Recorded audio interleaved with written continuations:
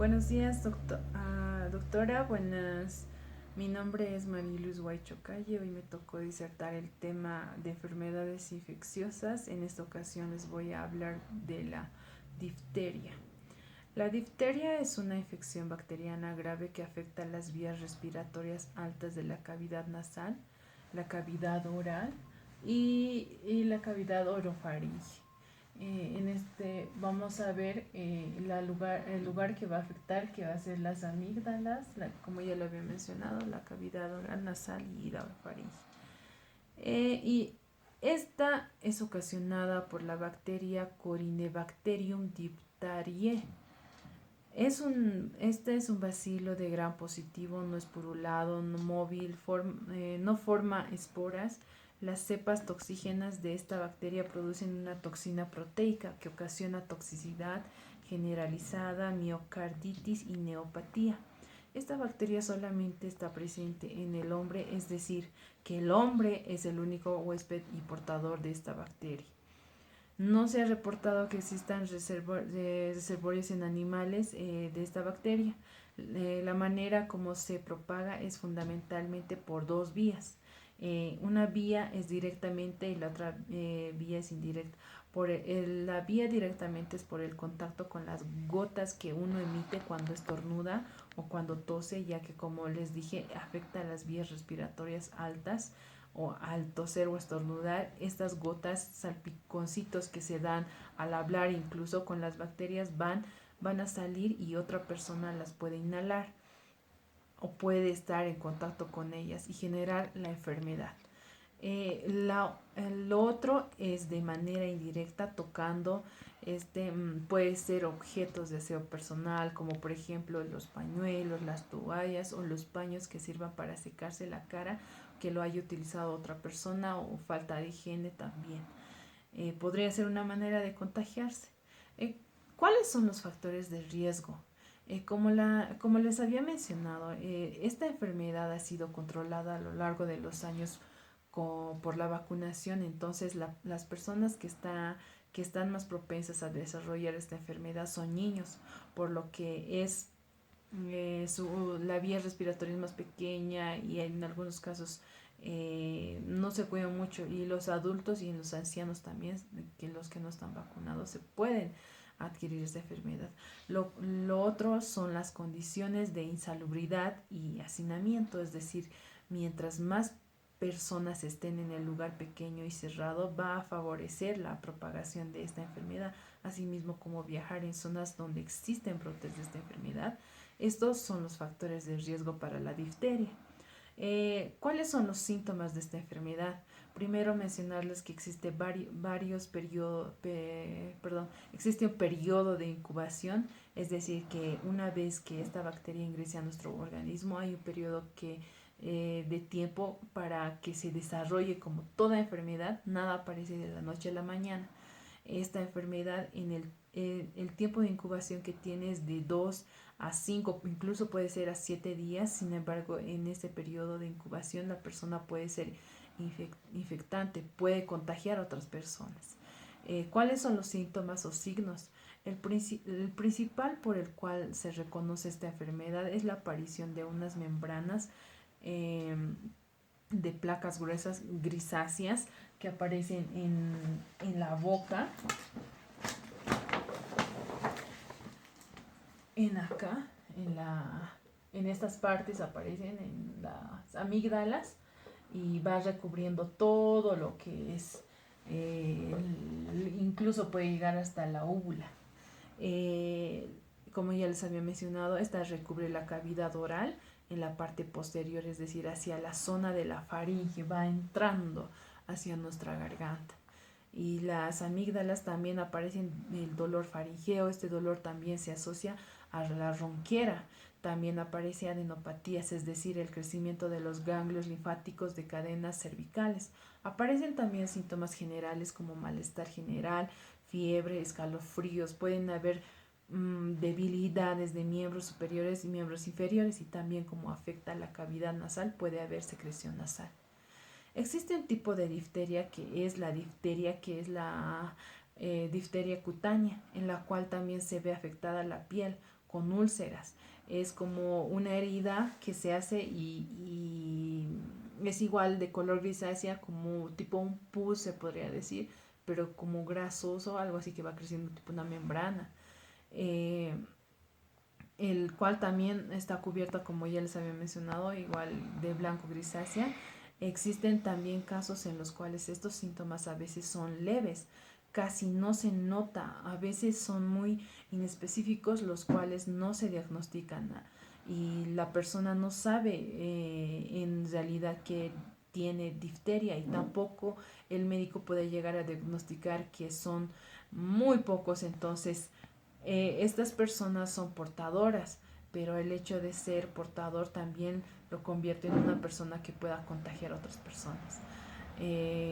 La difteria faringomigdaliana se acompaña de adenitis cervical y a veces tumefacción cervical importante, lo cual ya lo llaman el cuello del toro, es decir, que se inflama casi toda esta parte cuando ya está muy avanzado esta enfermedad. En caso de este ya se llama un edema. La difteria faringodaliana la temperatura es normal o puede presentar fabrícula.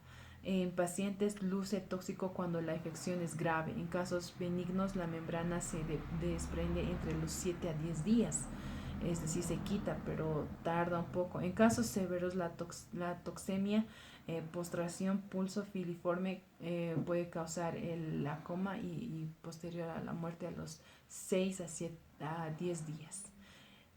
¿Cuáles son las complicaciones de esta enfermedad? Si en caso no se trata la enfermedad a tiempo, bueno, esta bacteria cuando ingresa produce la toxina. Esta toxina es causante de estas lesiones. Entonces, a nivel de la orofaringe produce estas placas, como les digo, membranas blanco-grisáceas, como podemos ver en esta maquetita. En esta parte, la orofaringe ya está recubierta toda la parte de las amígdalas, la orofaringe, incluso va avanzando lo que es, ¿no?, la enfermedad, y se vuelve más grueso. Pueden obstruir hasta la entrada del aire y por lo tanto la persona va a tener dificultad para respirar, y en algunos casos pueden también necesitar de algún tipo de asistencia ventilatoria o ventilación mecánica. También esta toxina puede viajar por el torrente sanguíneo, llegar al corazón y afectarlo, produciendo una miocarditis. Y esta puede ser leve o grave. En los casos muy graves puede ocasionar una insuficiencia cardíaca que puede llevar a la muerte de la persona. También esta toxina puede afectar los nervios principales, que son los nervios locales, que se encuentran en la zona de la orofaringe, y por lo tanto va a haber una dificultad para deglutir. Es decir, ya no se puede masticar porque la infección ya es muy grande. O sea, ya está toda recubierta, es imposible casi. También puede llegar de una manera más general y puede afectar los nervios de las extremidades superiores e inferiores, que manifiesta como una debilidad muscular. Esta enfermedad es mortal en un porcentaje pequeño de 5 a 10% de los casos, siendo el más elevado en niños, a un 20%. Ahora, los pacientes que se atiendan precozmente y si se hospitalicen y reciban el tratamiento adecuado, se pueden recuperar. La mayoría casi se recupera, pero la recuperación es muy lenta, incluso pueden durar semanas. ¿Cómo se hace el diagnóstico de esta enfermedad? El diagnóstico principalmente es clínico, ya que esta afecta a las vías respiratorias altas en pacientes que pueden tener síntomas de algún resfrío, se puede decir, así como congestión, dolor faríngeo, incluso adenopatías, fiebre, malestar, pero cuando se examina se va a ver en la cavidad oral, en la parte posterior a nivel de las amígdalas orofaringe, estas membranas color grisáceas se van a ver por acá. Entonces, como ya les había mostrado, y quedan así. O sea, esta es una amígdala normal, y esta sí es una amígdala toda recubierta con la enfermedad. Al obstruir casi todo ocasiona la dificultad para respirar y para deglutir. Entonces, esto hace que el diagnóstico, en la mayoría de los casos, el diagnóstico clínico es lo más fundamental que se debe hacer, ¿no? Puede hacer un examen auxiliar como por ejemplo hacer exudado, llevar al laboratorio para teñirlo, especialmente con coloraciones especiales, también análisis de toxina de manera complementaria. A nivel cardíaco se puede hacer un electrocardiograma para ver si la función cardíaca está normal y no esté afectada por esta toxina de la difteria. El tratamiento que se debe dar en esta enfermedad de manera general, cuando se diagnostica a una persona con difterias, necesita ser hospitalizado por muchas razones, como es una parte donde respiras, ¿no?